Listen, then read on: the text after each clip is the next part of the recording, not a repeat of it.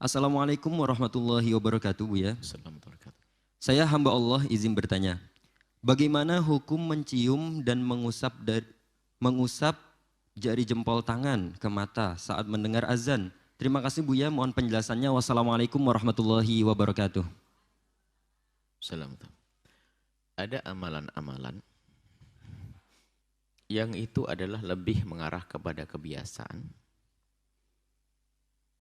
dan mengarah kepada bahasa raga yang menunjukkan makna. Jadi biasanya ini orang membaca itu adalah di saat sampai kepada asyhadu anna Muhammadar Rasulullah, dengan catatan dia baca asyhadu anna Muhammadar Rasulullah, kemudian baca marhaban atau bihabibi ya Rasulullah, kemudian begini. Yang tidak boleh mengatakan bahasanya itu adalah Nabi melakukan dan sunnah Nabi, itu menjadi berbohong atas nama Nabi. Tapi kalau orang melakukan yang demikian, mengingatkan dirinya dan menambahkan kerinduan, karena tadi disebut nama Nabi Muhammad agar mata ini nanti melihat Nabi Muhammad sah. Yang enggak boleh itu gampang-gampang kita dikit-dikit menisbatkan kepada baginda Nabi yang tidak pernah dilakukan Nabi. Karena berdosa atas nama Nabi itu dosa. Tapi juga jangan gampang mengatakan itu adalah sesat dan sebagainya. Ini adalah menunjukkan bahasa raga saya. Karena saya juga ingin melihat Nabi, maka saya usap mata saat disebut nama Nabi Muhammad. Saya ingin mata saya melihat Rasulullah SAW. Yang penting tidak diyakini sebagai ibadah, begitu. Tapi itu sebagai bahasa raga kita. Bahasanya kita rindu untuk melihat Nabi di surga nanti. Maka itu sah-sah saja yang demikian itu. Ya. Apakah namanya sunnah Nabi? Oh enggak, bukan. Tapi bukan suatu yang jelek. Karena apa? Kita ingin termasuk doa-doa yang selama ini dibaca di waktu kita membasah wajah kita, Allah bayyid wajhi. Nabi tidak mengajarkan untuk doa semacam itu. Tapi apakah tidak boleh kita berdoa di saat basah wajah? Enggak. Siapa yang melarang? Wong doa kan kapan saja diizinkan. Yang enggak boleh adalah kita diajari Nabi untuk doa waktu wudhu membaca Allah bayyid wajhi yauma tabyadul wujuh. Allah bayyid wajhi yauma tabyadul wujuh. Ya Allah, putihkan wajahku di saat kau putihkan wajah-wajah orang beriman nanti di surga. Kalau kita ngomong nisbatkan ke Nabi jadi dosa. Makanya itu bid'ah. Tapi kalau orang membaca doa, memang setiap saat kita dianjurkan doa, ya enggak dong. Bukan bid'ah, kita membaca doa waktu bertangan, ya Allah jadikan tanganku nanti bisa mengambil buku catatan amal dengan tangan kananku. Ini sah-sah saja.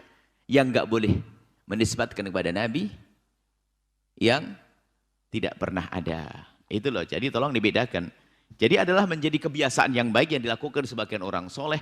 Karena mereka mengerindu Nabi di saat mendengar asyhadu anna Muhammadar Rasulullah.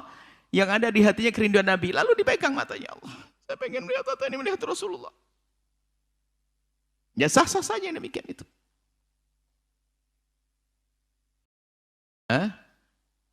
Baik, jadi tidak masuk dalam pembahasan hukum syariah. Karena itu adalah semacam kebiasaan.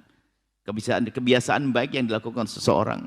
Atau di saat mendengar asyhadu anna Muhammad Rasulullah, kemudian jawab asyhadu anna Muhammad Rasulullah. Ya Allah, aku ingin bertemu Rasulullah. Tidak salah ngomong begitu.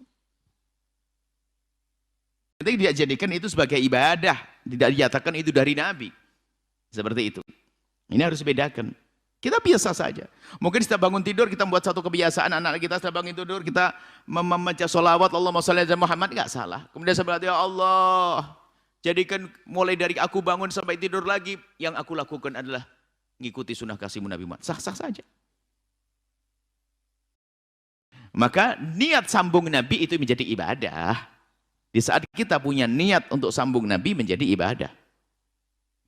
Makan. Niru cara makannya Nabi adalah kebiasaan, makan kebiasaan. Cuma di saat seseorang mengikuti cara makannya Nabi, niat untuk mengikuti Nabi, maka itu menjadi ibadah karena mengikuti Nabi tersebut. Ingin sambung hati dengan Nabi tadi masalah menjadi ibadah. Ibadahnya menjadi ibadah, masalah ibadah hati, kecintaan kepada Rasulullah, iman kepada Nabi Muhammad SAW. Seperti itu. Jadi jangan gampang mengingkari hal-hal semacam itu, tapi yang enggak boleh adalah dikit-dikit nisbatkan ke Rasulullah. Sampai suatu ketika ada satu orang mimpi membuat satu sholawat Nabi Sholawat ditulis di akhir zaman ini. Tiba-tiba ada Nabi Muhammad bersabda, siapa yang baca sholawat ini maka dia begini-begini. Wah ini dusta, kok ada? Sholawat dikarang oleh orang akhir zaman, tiba-tiba ini berlebih-lebihannya orang yang dalam urusan ini.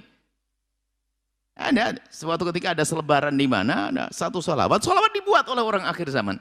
Di bawahnya ditulis sih, siapa yang membaca sholawat ini berapa kali maka dia akan mendapatkan ini. Serem banget itu, langsung dinisbatkan Nabi. Menisbatkan Nabi nggak boleh. Kalau dia berkata mimpi, katakan, aku bermimpi bahwasanya dalam mimpiku, aku menemukan Nabi bersabda ini. Ada mimpinya dong, omongan mimpi.